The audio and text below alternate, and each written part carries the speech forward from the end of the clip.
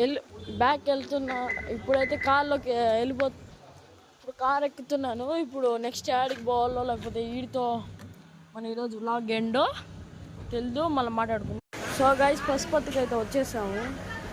పదా ఎత్తున్నాడు.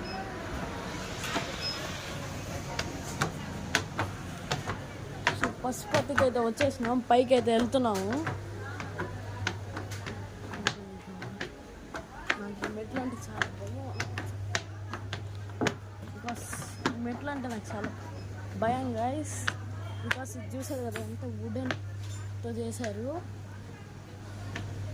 పైకి మెట్లు అంటే నాకు చాలా భయం గైస్. బికాస్ ఇది వుడెన్తో చేశారు కాబట్టి.